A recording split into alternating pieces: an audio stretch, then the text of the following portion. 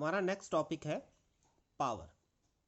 It is defined as a rate at which work is done by it. अगर आप कोई काम करते हो तो कितने समय में वो काम करते हो, वो आपकी पावर है। अगर आपने कम समय में ज़्यादा काम कर दिया तो आप ज़्यादा पावरफुल हो। अगर आपको समय ज़्यादा लगा काम करने के लिए तो आपकी पावर कम होगी। इसको मैथमेटिकली लिखेंगे dW/dt, where dW is the small amount of work done in small interval of time dt। जब भी आप d लगाते हो किसी टर्म के साथ तो इट मीन्स वो हम उसके स्मॉल वैल्यू की बात कर रहे हैं।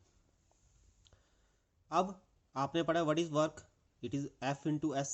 तो dw है तो s की जगह ds हो जाएगा, तो f vector dot ds vector, where ds is the small displacement. मैंने आपको कहा ना कि जब भी d रहेगा तो वैल्यू स्मॉल हो जाएगी। तो पावर की वैल्यू अगर इसमें पुट करें ऊपर वाले रिलेशन में तो बन जाएगा F vector dot D S vector by D T. आपने डी डब्ल्यू की वैल्यू यहाँ पुट कर दी तो आपने एफ को अलग कर देना, D S by D T. What is rate of change in displacement, it is velocity. तो ये रिलेशन आपने याद रखना है पावर के लिए। पावर आपका एग्जाम में प्रूव करने को आता है कि prove that power is equal to F vector dot V vector.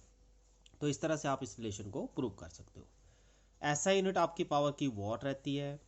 अगर हम डिफाइन करना चाहें 1 वाट को तो आपके पास पावर क्या है, dW/dt। पावर 1 वाट होगी जब वर्क कितना होगा 1 जूल और टाइम कितना होगा 1 सेकेंड। तो हम कह सकते हैं power is said to be 1 watt when 1 joule of work is done in 1 second. जब आप 1 सेकेंड में 1 जूल काम करोगे तो आपकी पावर कितनी होगी 1 वाट। एक रिलेशन है, ये भी आपने याद रखना है, एमसीक्यू में भी पूछा जाता है। 1 हॉर्स पावर होती है आपकी 746 वाट के बराबर। डायमेंशन अगर निकालना चाहे वर्क की डायमेंशन होती है ml/t-2 और टाइम कितना होता है t। तो यहाँ से हमारी पावर की डायमेंशन आ जाएगी ml/t-3। तो डायमेंशन जरूर करनी है साथ साथ में, इससे आपको लर्न भी हो जाती हैं डायमेंशंस। एक न्यूमेरिकल इसके ऊपर करेंगे। An elevator weighing 500 kg is to be filled up at a constant velocity of 0.4 meter per second. What should be the minimum horsepower of the motor to be used?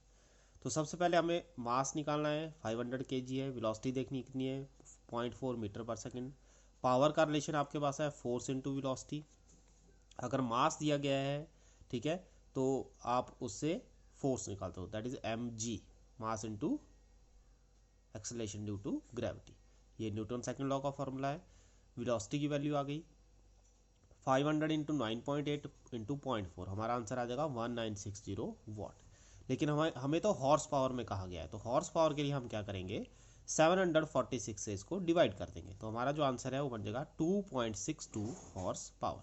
तो आपने generally देखना जो machines होती है वो horse power में होती हैं, ठीक है। 2 हॉर्स पावर है, 3 हॉर्स पावर है, वो आप चेक कर सकते हो कितने हॉर्स पावर की आपकी मशीन है, तो उससे हम पता लगा सकते हैं कि वो कितने वाट की होगी। इसके बाद हमारा नेक्स्ट टॉपिक आता है एनर्जी। एनर्जी क्या चीज़ होती है, ये होती है कैपेबिलिटी और ability of a body to do work. मतलब किसी भी बॉडी के अंदर कितनी कैपेबिलिटी है काम करने की, उसको हम एनर्जी कह देते हैं। अब काइनेटिक एनर्जी का कंसेप्ट अगर हम करें, इससे पहले आपने पढ़ा होगा काइनेटिक एनर्जी। काइनेटिक एनर्जी वो एनर्जी है जो चलती हुई बॉडी आपको दिखाती है। जैसे कोई कार चल रही है तो आपको पता है वो काइनेटिक एनर्जी से चल रही है। कोई भी बॉडी मोशन में होगी तो जो एनर्जी वो पोजेस करेगी वो आपकी क्या होगी, काइनेटिक एनर्जी। इसका एक्सप्रेशन करेंगे।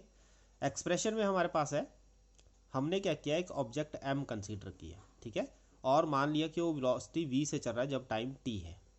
शुरू में हम मान लेते हैं कि वो रेस्ट पे था और हमने उसको एक फोर्स लगाई F, जिसकी वजह से उसके अंदर एक्सेलरेशन A प्रोड्यूस हुई।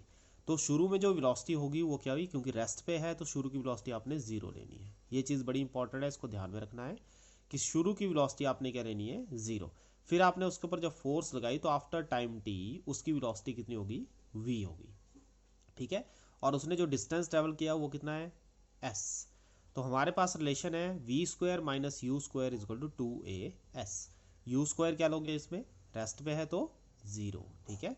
तो v² कितना आ जाएगा 2as, यहाँ से a निकाल लो, बाकी टर्म डिवाइड में चली जाएंगी तो बन जाएगा v²/2s।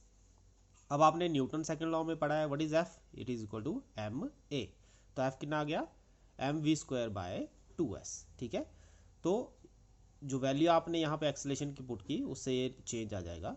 अब work done on the body क्या होता है, force into distance. What is force, ये अभी आपने ऊपर निकाली, और व्हाट इज डिस्टेंस एस, तो इससे वर्क क्या आ जाएगा, हाफ mv स्क्वायर।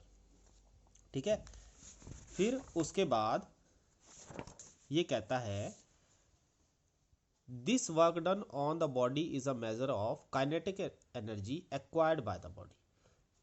तो काइनेटिक एनर्जी कितनी होगी, हाफ mv स्क्वायर। जो वर्क आपने किया वो आपकी काइनेटिक एनर्जी को दिखाएगा। The SI unit of kinetic energy is joule and CGS unit is अर्क। डायमेंशन निकालेंगे इसकी भी। Kinetic energy half mv square, half numerical value है इसलिए इसको छोड़ देंगे, mv स्क्वायर से हम कैलकुलेट करेंगे, m का तो m आ जाएगा, v का होता है lt-1, स्पीड आपकी क्या होती है lt-1 और उसका स्क्वायर। तो जब इसको खोलेंगे तो काइनेटिक एनर्जी कितनी बन जाएगी, ml2 t-2। तो आज के लिए इतना ही काफी।